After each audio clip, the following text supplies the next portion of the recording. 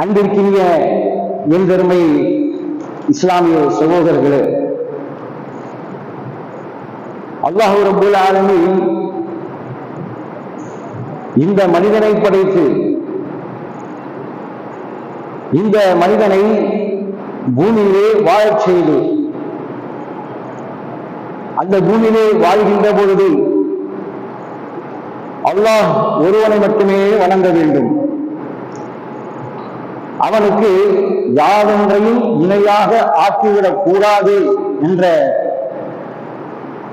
கட்டளையின் பேரில் அவர்கள் வாழ்ந்து கொண்டிருக்கின்ற அந்த சூழ்நிலையில் ஷைத்தானுடைய தூண்டுதலின் காரணத்தினால் அந்த மனித சமூகம் இணையத்தில் மூழ்கிக் கொண்டிருக்கும் அந்த காலமெல்லாம் அல்லாஹ் ரப்பல் ஆலமீன் அந்த சமூகத்திலிருந்தே ஒரு மனிதரை தேர்வு செய்து அவர்களுக்கு சத்தியத்தை எடுத்துச் செல்வதற்காக அல்லாஹ் ரப்பல் ஆலமீன் ஒரு தூதரை அனுப்புகிறார். ஒவ்வொரு காலகட்டத்திலும் ஒவ்வொரு தூதரை அல்லாஹ் அனுப்பிக் கொண்டே இருக்கின்றான். நபி சாலிஹ் அலைஹிஸ்ஸலாத்து வஸ்ஸலாம் அவர்களுக்கு பிறகு இந்த மனித சமூகம் இணை வைப்பில் மூழ்கிக் கொண்டிருக்கின்ற போது, ஷிர்கிலே இந்த மனித சமூகம் மூழ்கிக் கொண்டிருக்கின்ற பொழுது அந்த மனித சமூகத்திற்கு நேர்வழி காண்பிப்பதற்காக நபி இப்ராஹீம் அலைஹிஸ்ஸலாத்து வஸ்ஸலாம் அவர்களை அல்லாஹ் ரப்பல் ஆலமீன் அந்த சமூகத்திலிருந்தே தேர்வு செய்கிறார். இப்ராஹிம் அலைஹிஸ்ஸலாத்து வஸ்ஸலாம் அவர்கள் வாழ்ந்து கொண்டிருந்த அந்த காலகட்டம் மிகவும் மோசமான ஷிர்கிலே வீழ்ந்து கொடுக்கின்ற அந்த காலகட்டம். அந்த சமூகத்திற்கு சத்தியத்தை எடுத்துச் சொல்வதற்காக அல்லாஹ் ரப்பல் ஆலமீன் இப்ராஹிம் அலைஹிஸ்ஸலாத்து வஸ்ஸலாம் அவரை தேர்வு செய்கிறார். இவரை குறித்து அல்லாஹ் ரப்பல் ஆலமீன் சொல்லுகின்ற பொழுது கூறுவார், உம்மத்துன் வாஹிதா என்பதாக. அன்பார்ந்த சகோதரர்களே, தனியாக தன்னந்தனியாக யாருடைய துணையுமின்றி யாருடைய ஆதரவுமின்றி எந்த ஒரு ஆதரவும் இல்லாமல் அந்த சமூகத்திற்கு சத்தியத்தை எடுத்துச் சொன்னதுதான் நபி இப்ராஹிம் அலைஹிஸ்ஸலாத்து வஸ்ஸலாம் அவர்கள். இன்றைக்கு நாம சத்தியத்தை எடுத்து சொன்னதுன்னா கூட 4 பேர் வேணும். ஒரு தாபாசாலை போட்டு சத்தியத்தை சொல்லுவோம். இல்லை என்றால் ஒரு கணிசமான பொருளாதாரத்தை செலவு செய்து ஏதாவது நிகழ்ச்சி ஏற்படுத்தி அதன் மூலமாக நாமெல்லாம் அழைப்பு பணி செய்யக்கூடியதாக இருந்து கொண்டிருக்கிறோம். ஆனால் அன்றைக்கு யாருமே இல்லை. தன்னந்தனியாக ஒற்றை நபராக இருந்து கொண்டு அந்த சமூகத்திற்கு இந்த வேதத்தை எடுத்துரைத்தவர் நபி இப்ராஹீம் அலைஹிஸ்ஸலாத்து வஸ்ஸலாம் அவர்கள். மேலும் அல்லாஹ் கூறுகின்றான், கலீலுல்லாஹ் என்பதாக. கலீலுல்லாஹ் என்னுடைய நண்பன் என்று அல்லாஹ் ஒரு மனிதரை பார்த்து சொல்லுகின்றான் என்றால் அவருக்கு எப்படிப்பட்ட சிறப்பு இருக்க வேண்டும்? மிக உயர்ந்த பதவியில் இருக்கக்கூடிய மனிதர் நம்மை பார்த்து நண்பர் என்று கூறிவிட்டால் எவ்வளவு சந்தோஷப்படுகிறோம், எவ்வளவு மன மகிழ்ச்சி அடைகிறோம் இல்லையா? பெரிய பெரிய பதவியில் இருக்கக்கூடியவர்கள் நம்மை பார்த்து பேசிவிட்டார்கள் என்று சொன்னாலே அதை நாம் பிரபலப்படுத்தக்கூடியதாக, அதை கொண்டு நாம் புலங்காயுதம் அளக்கூடியதாக இருந்து கொண்டிருக்கிறோம். இந்த உலகத்தை படைத்து பரிபாலித்து ரட்சித்து காத்துக் கொண்டிருக்கின்ற சர்வ வல்லமையுடைய அல்லாஹ் என்னுடைய நண்பன் என்று சொல்கிறான் என்றால், என்னுடைய நண்பன் உற்ற தோழன் என்று ஒரு மனிதனை பார்த்து சொல்லுகிறான் என்று சொன்னால் நபி இப்ராஹிம் அலைஹிஸ்ஸலாத்து வஸ்ஸலாம் அவர்களை பார்த்தார். ஏன்? என்ன காரணம்? காரணம் என்ன அன்பார்ந்த சகோதரர்களே? காரணம் என்னவென்றால் அல்லாஹ் ரப்பல் ஆலமீன் அவருக்கு விட்ட அந்த கட்டளைகளை, அவருக்கு கொடுத்த அந்த சோதனைகளை அவர்கள் எந்த ஒரு மனப்பதட்டமும் இல்லாமல் எந்த ஒரு மாறுபாடும் இல்லாமல் அப்படியே முழுக்க கட்டுப்பட்டு அதற்கு அவர்கள் பதிலளித்தார்கள் என்று சொன்னார், உடன்பட்டார்கள் என்று சொன்னார். நபி இப்ராஹிம் அலைஹிஸ்ஸலாத்து வஸலாம் அவர்களுக்கு அல்லாஹ் சொல்கிறான், கஹிதுல்லா, என்னுடைய நண்பன். அவர்கிட்ட எல்லா கட்டளைகளும் எல்லா சோதனைகளுக்கும் அவர்கள் மூக்க கட்டுப்பட்டார்கள். மறு பேச்சுக்கே இடமில்லை. என்ன சோதனை, எப்படிப்பட்ட சோதனையாக சரி அதுக்கு கட்டுப்பட்டார்கள். எந்த அளவிற்கு என்று சொன்னால் தன்னுடைய மகன் பிற்காலத்துல தனக்கு பிறந்த வயது முதிர்ந்த நிலையிலே துஆ செய்து பெற்ற அந்த பிள்ளை இஸ்மாயில் அலைஹிஸ்ஸலாத்து வஸலாம் அவர்களை அல்லாஹ் ரப்பல் ஆலமீன் நீங்கள் அவரை அறுத்து பலியிடுங்கள் என்று சொல்கிறார். தன்னுடைய மகனை தான் பெற்ற பிள்ளையே அறுத்து பலியிடுங்கள் என்று சொன்ன கட்டளை எந்த மாற்றமும் இல்லை, எந்த ஒரு மாற்றமும் இல்லை. கட்டுப்படுகிறார்கள். அவருடைய மகனும் அதுக்கு உடன்படுகிறார்கள். சுப்ஹானல்லாஹ். இன்னைக்கு பாருங்க, நம்முடைய மகன், நாம பெற்றெடுத்த மகன் ஏதாவது தவறு செய்து விட்டார்கள் என்றால், தவறு செய்து அவரை கண்டித்தோம் என்று சொன்னால், கடுமையான வார்த்தைகளை நாம் பிரயோகப்படுத்தி விட்டோம் என்று சொன்னால் எவ்வளவு வேதனைப்படும். அதை நாம் அடித்து விட்டோம். ஒரு பாவி மாறி செல்வதற்காக அவனை தீர்க்க வேண்டும் என்பதற்காக நம்மளை பிள்ளை அடித்து விட்டோம். மனசு தாங்குமா? மனசு அமைதியா இருக்குமா? நாம் நிம்மதியா இருப்போமா? எப்படியாவது மனசை, நம்முடைய மகனை சமாதானப்படுத்தணும், எதையாவது சொல்லி மகனுடைய உள்ளத்தை மனசையும் சந்தோஷப்படுத்தணும் என்று நம்முடைய உள்ளம் சங்கடப்பட்டுக் கொண்டிருக்குமே தவிர நிம்மதியா இருக்கவும் முடியாது. சாதாரண ஒரு ஏச்சுக்கும் பேச்சுக்கும் அடிக்குமே இந்த ஒரு நிலையை நாம் அறிவிப்போம் சொன்னா, தன் மகனை கழுத்திலே கத்தியை வைத்து அறுக்க வேண்டும் என்று சொன்னால் எப்படிப்பட்ட உள்ளம் வேண்டும் அன்பான சகோதரர்களே, எப்படிப்பட்ட உள்ளம் பக்குவப்பட்டிருக்க வேண்டும், எந்த அளவுக்கு உள்ளம் அல்லாஹ்வுக்காக கட்டுப்படக்கூடிய நிலையை அவர்கள் உருவாக்கி இருக்க வேண்டும். சுப்ஹானல்லாஹ். தன் மகனை அவர் அறுக்க சொன்ன போது எந்த ஒரு மாற்றமும் இல்லாமல் அல்லாஹ்வுக்கு கட்டப்பட்டவராக அவர்கள் அறுக்க முன்வந்தார்கள் என்று சொன்னால் அல்லாஹ் சொல்கின்றான், ஹபீபுல்லாஹ், இவர் என்னுடைய நண்பன் என்று சொல்கிறார். என்னுடைய ஃப்ரெண்டு பாரு, என்னுடைய நண்பன். யார் சொல்றா? ரப்புல் ஆலமீன் சொல்கிறார். சர்வ வல்லமையுடைய அல்லாஹ் ரப்புல் ஆலமீன் சொல்றார், என்னுடைய நண்பன் என்பதாக. அப்படிப்பட்ட தியாக சீலன், ஒரு தியாக செம்மன், அர்ப்பணிப்பு முழுக்க கட்டுப்பட்ட அந்த நபியை நினைவு கூறுவதற்காக, அவருடைய தியாகத்தை கடைசி நாள் வரை, தியாக நாள் வரை இந்த மனித சமூகம் நினைவு கூற வேண்டும் என்பதற்காக அல்லாஹ் ரப்பல் ஆலமீன் துல்ஹஜ் மாதத்துடைய அந்த 10வது நாள் நாம் உல்ஹியா கொடுக்க வேண்டும். அதற்கு பகரமாக, அந்த மகனுக்கு பகரமாக அல்லாஹ் ரப்பல் ஆலமீன் ஆட்டை கொடுத்து உடனே குர்பான் கொடுங்கள் என்று அல்லாஹ் சொன்னத அந்த வரலாற்றின் அடிப்படையில் அந்த நிகழ்வை பின்னணியாக வைத்து அதை நினைவு கூறும் வண்ணமாக, கியாமத் வரை அதை மக்கள் நினைவுபடுத்தும் முகமாக அல்லாஹ் அதை பெருநாளாக ஆக்கி உறுதியாக கொடுக்க செய்து அவரை நாம் நினைவு கூறுவோம் என்று சொன்னால் அவருடைய அந்த தியாகம், அர்ப்பணிப்பு, கட்டுப்படுதல். அந்த 10வது நாள் நாம் அறுத்து பகிர்கிறோம், குர்பானை கொடுக்கிறோம். எதற்காக? அந்த நபியை நினைவு கூற வேண்டும் என்பதற்காக, அல்லாஹ்வுக்காக தன்னுடைய மகனை அவர்கள் அர்ப்பணம் செய்தார்கள் என்பதற்காக. இதுதான் இவ்வளவு காலகட்டத்தில் நாம் இதெல்லாம் தெரிஞ்சு வச்சிருக்கோம் இல்லையா? ஆனால் துல்ஹஜ் 10 மட்டுமல்ல அன்பார்ந்த சகோதரர்களே, துல்ஹஜ் 10 மட்டுமல்ல, குர்பான் கொடுப்பது மட்டுமல்ல, துல்ஹஜ்ஜுடைய 1 to 10 வரை உள்ள நாட்கள், 1 to 10 வரை உள்ள நாட்கள் யாருக்கு தெரியும்? ஒரு சில பேருக்கு தான் தெரியும். துல்ஹஜ் 1 to 10 நாட்கள் உள்ள அந்த சிறப்புகள், அவருடைய மாண்புகள், அதனுடைய நன்மையை பற்றி யாருக்காக தெரியாம சொன்னா பெரும்பான்மையான இஸ்லாமிற்கு தெரியாது. அரபா வந்து கடந்த ஒரு 10 ஆண்டுகளுக்கு முன்பாக தான் நம்ம கடைபிடிச்சு போறோம். அந்த அளவுக்கு அரபா நோன்பு என்பது கடந்த ஒரு சில ஆண்டுகளாகத்தான் இன்றைக்கு நடைமுறைப்படுத்தப்பட்டுக் கொண்டு வருகிறது என்று சொன்னால் அந்த அளவுக்கு நம் மார்க்கத்தில் அறியாமல் வாழ்ந்து கொண்டிருக்கிறோம், அறியாமல் இருந்து கொண்டிருக்கிறோம். இன்றைக்கும் பல அறியாமல் முஸ்லிம்கள் தூதக்கூடிய 10 நாட்களை குறித்த அந்த சிறப்பை மாண்பை குறித்து தெரியாமல் இருந்து கொண்டிருக்கிறாங்க. தெரியாது எங்களுக்கு சிறப்பது, எங்களுக்கு அது மாண்புடையது, எங்களுக்கு அல்லாஹ்வுக்கு பிரியமான நாட்கள், அவை அல்லாஹ்வுக்கு பிடித்தமான நாட்கள்.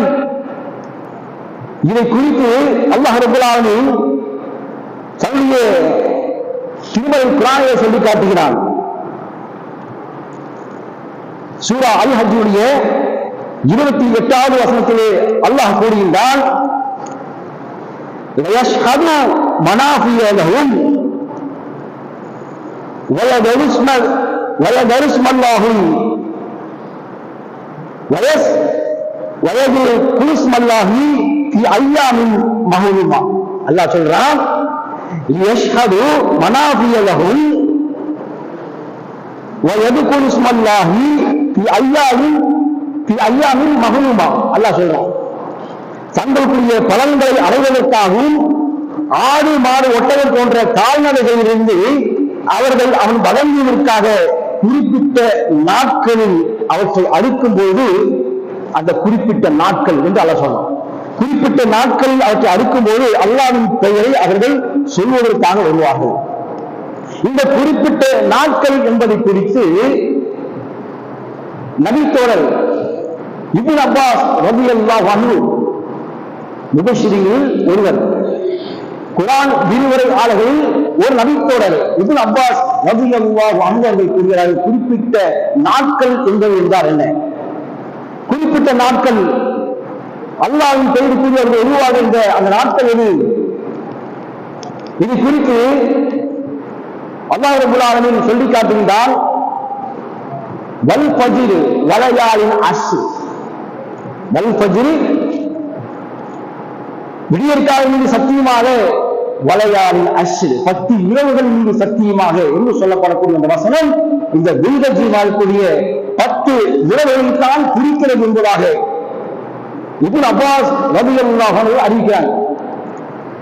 இந்த 10 இரவுகள் சத்தியமாக என்று சொல்லப்படக்கூடிய அந்த இரவுகள் துல்ஹஜ் மாதத்துடைய 1 இருந்து 10 முதல் இருக்கக்கூடிய அந்த இரவுகளை குறித்து தான் அல்லாஹ் சொல்கின்றான் என்பதாக விரிவுரையாளர்களுடைய அந்த விளக்கத்தை நாம் பார்க்க முடிகிறது. அன்பார்ந்த சகோதரி, இன்னும் நாம் புரிய வேண்டும் என்று சொன்னால், இன்னும் விளங்க வேண்டும் என்று சொன்னால், இதனுடைய புரிய தன்மையை நாம் புரிய வேண்டும் என்று சொன்னால் ரசூல் ஸல்லல்லாஹு அலைஹி வஸல்லம் அவர்கள் கூறுகிறார்கள், துல்ஹஜ்ஜுடைய அந்த 1 முதல் 10 வரை இருக்கக்கூடிய அந்த நாட்கள் அல்லாஹ்வுக்கு மிகவும் பிரியமானவை, அல்லாஹ்வுக்கு மிகவும் பிடித்தமானவை என்று சொல்றாங்க.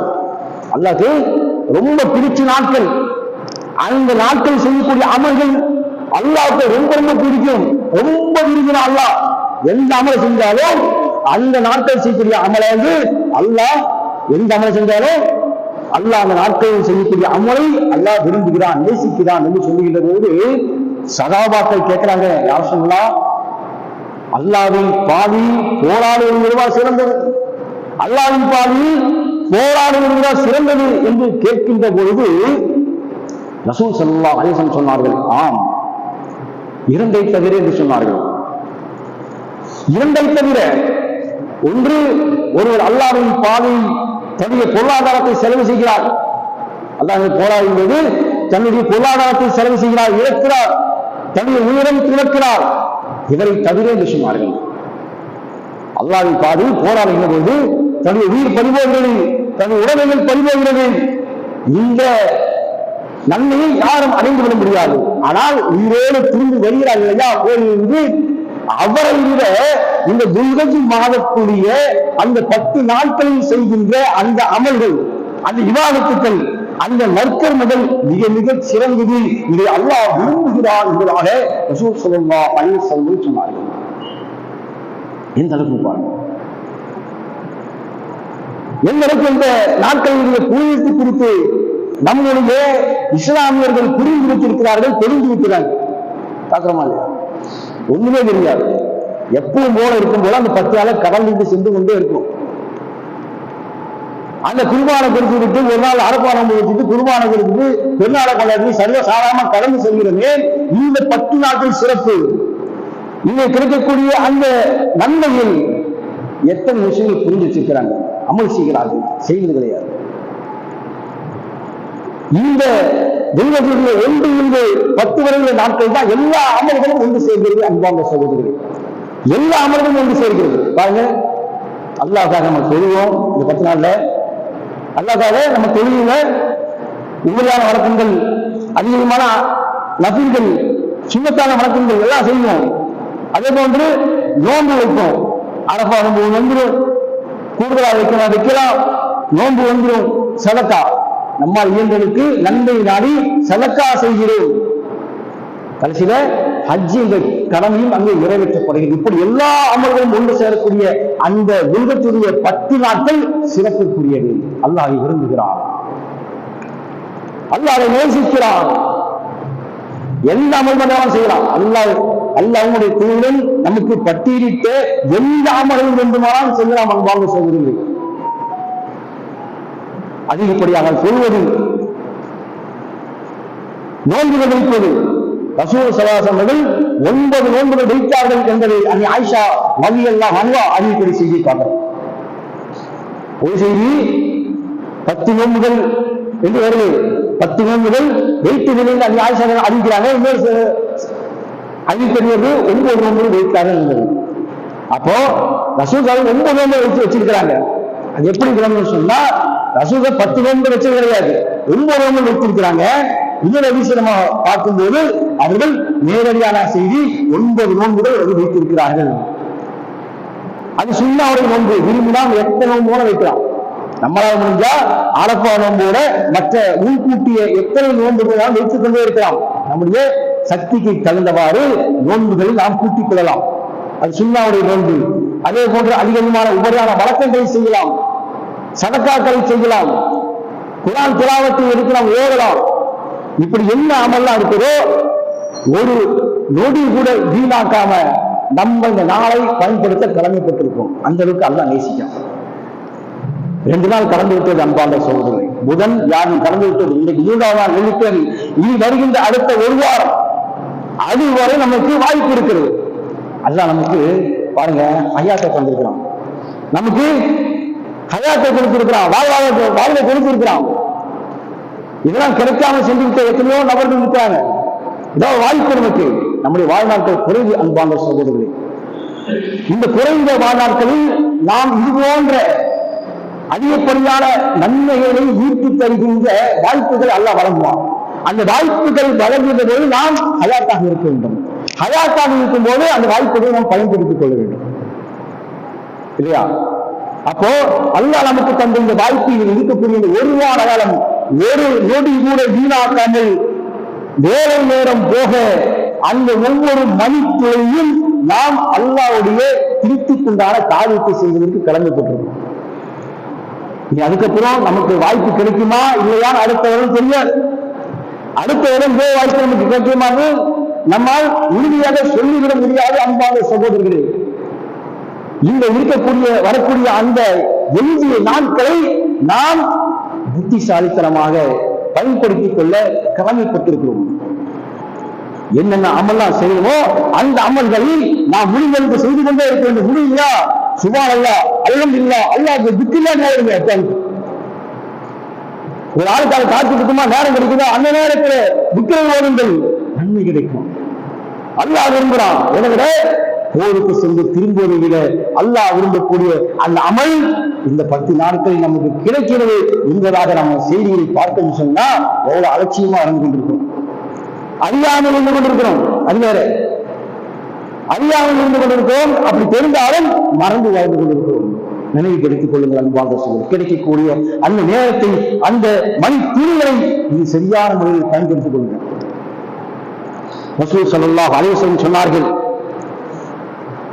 அந்த அரஃபா நாள், அந்த அரஃபா நாள் தான் அல்லாஹ் ரப்பல் ஆலமீன் அதிகமான நரகத்தில் இருந்து மனிதர்களை விடுதலை செய்கிறார் என்பதாக ரசூல் ஸல்லல்லாஹு அலைஹி வஸல்லம் கூறினார்கள். அதிகமாக நரகத்திலிருந்து விடுதலை செய்யக்கூடிய அந்த நாள் அரஃபாவுடைய நாள். அந்த அரஃபாவுடைய நாள் அல்லாஹ் ரப்பல் ஆலமீன் அரஃபாவில அங்க இருக்கக்கூடிய அந்த ஹாஜிகளுக்கு அல்லாஹ் பாவ மன்னிப்பு வழங்குகிறான். அந்த ஹாஜிகளுக்கு அல்லாஹ் தௌபாவை ஏற்றுக்கொண்டு பாவ மன்னிப்பு வழங்குகிறான் என்பதாக ரசூல் ஸல்லல்லாஹு அலைஹி வஸல்லம் சொன்னார்கள். மேலும் சொன்னார்கள், துஆக்களில் சிறந்தது அந்த அரஃபா நாளில் கேட்கக்கூடிய துஆ என்று சொன்னார்கள். அரஃபா நாளில் கேட்கக்கூடிய துஆ சிறந்தது. அதிலே நபிமார்கள் அதிகமாக செய்யக்கூடிய துஆ என்று சொன்னால் லா இலாஹ இல்லல்லாஹ் வஹ்தஹு லா ஷரீக லஹ் என்று செய்யக்கூடிய துஆ. நபிமார்கள் அதிகமாக செய்யக்கூடிய துஆ லா இலாஹ இல்லல்லாஹ் வஹ்தஹு லா ஷரீக லஹ் என்று சொல்லப்படக்கூடிய துஆவை நபிமார்கள் அதிகமாக செய்வார்கள் என்பதாக நாம் ஹதீஸில் பார்க்கிறோம். அதேபோது அரஃபாவுடைய அந்த ஒரு நாள் நோன்புக்குரிய சிறப்பை குறித்து ரசூல் ஸல்லல்லாஹு அலைஹி வஸல்லம் சொல்கிறார்கள், அது முந்தைய ஒருவருடைய பாவம் பிந்தைய ஒருவருடைய பாவத்தையும் அது மன்னிக்கும் என்பதாக, அது மூலம் அல்லாஹ் நம்மை மன்னிக்கின்றான் என்பதாக ரசூல் ஸல்லல்லாஹு அலைஹி வஸல்லம் கூறுகிறார்கள். அந்த அரஃபாவுடைய முந்தைய ஒருவருடைய பாவம் பிந்தைய ஒருவருடைய பாவம் இரண்டையும் அல்லாஹ் ரப்பல் ஆலமீன் மன்னிக்கின்றான் என்பதாக ரசூல் ஸல்லல்லாஹு அலைஹி வஸல்லம் சொல்கிறார்கள் என்றால், அன்பார்ந்த சகோதரரே, வருகின்ற அந்த எஞ்சிய நாட்களை நல்ல முறையிலே பயன்படுத்தி வீணாக விளையாட்டாக பொழுதை கழிக்காமல் நமக்கு வாய்ப்பு அமையுமா என்ற சிந்தனையோடு அந்த நாட்களை பயன்படுத்தி நாளை மறுமையிலே சிறந்த ஈரேற்றம் பெறக்கூடிய நன்மக்களில் ஒருவராக எல்லாம் வல்ல அல்லாஹ் ரப்பல் ஆலமீன் நம் அனைவரையும் ஆக்கி அருள்புரிவானாக பார்த்தித்த வண்ணம் இந்த உரையிலே நிறைவேற்றுகின்றேன். வாசகவனா அல்ஹம்துலில்லாஹி ரப்பில் ஆலமீன்.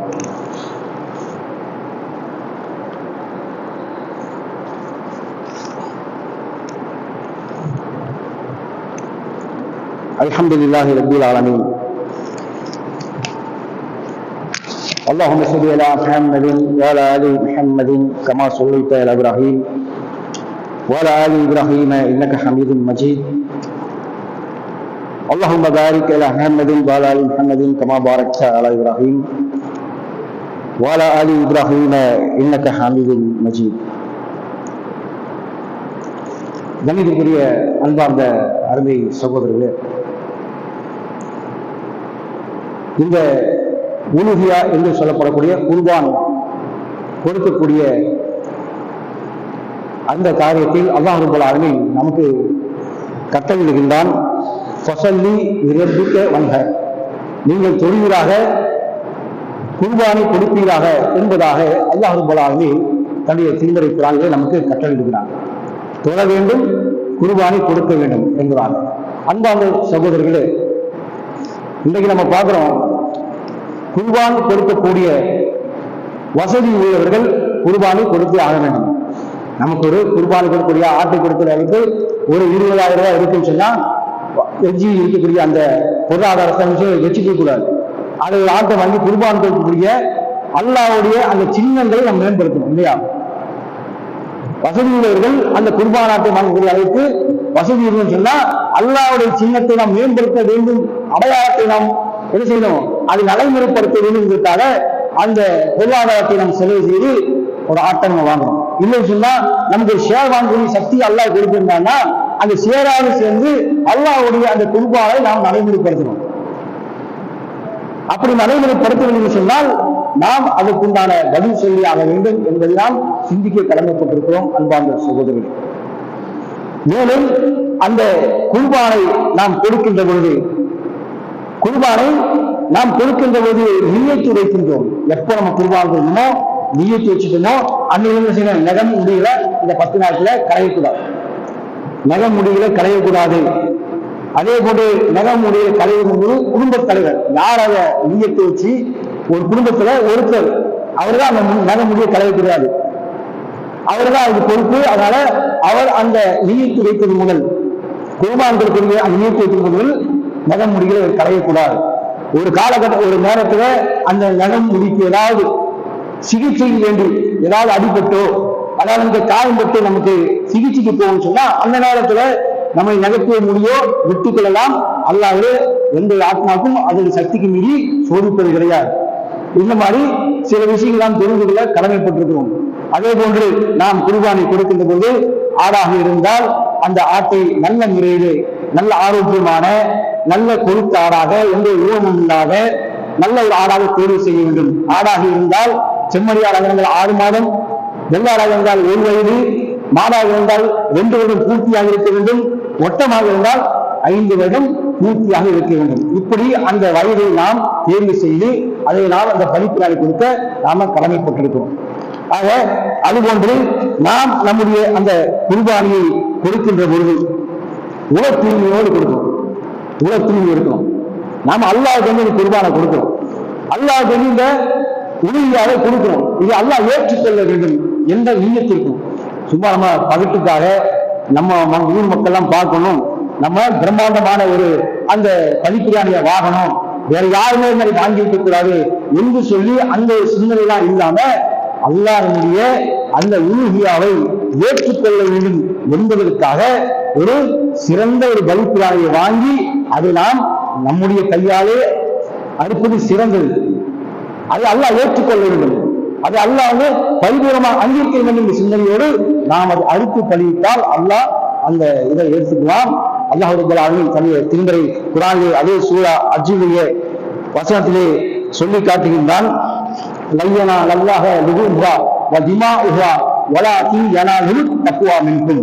உங்களுடைய பலிப்பிராணிய அந்த மாமிசங்களோ ரத்தங்களோ அல்லாஹ்வை சென்று அடைவது கிடையாது, மாறாக உங்களுடைய தக்வா இறையச்சம் தான் அவனை சென்று அடைவதை தவிர வேறு எதுவுமே அது ரத்தங்களோ மாமிசங்களோ அவனை சென்று அடையாது என்ற அடிப்படையில் நம்முடைய உலூஹியா என்பது பரிசுத்தமான முறையிலே அல்லாஹ் ஏற்றுக்கொள்ள வகையிலே அமைந்து அந்த அடிப்படையிலே நாம் மிகச்சிறிய ஏனைய நாட்களை நல்ல முறையிலே நாம் கழித்து நன்மைகளை ஈட்டி அதன் மூலமாக நாளை முழுமையிலே சிறந்த அந்தஸ்தாக இருக்கக்கூடிய ஜன்னத்துல் ஃபிர்தௌஸின் வருகின்ற மாபெரும் பாக்கியத்தை எல்லாம் வல்ல அல்லாஹ் ரப்பல் ஆலமீன் நம் அனைவருக்கும் வழங்குவானாக என்று பிரார்த்தித்த வண்ணம் இந்த உரையினை நிறைவு செய்கின்றேன்.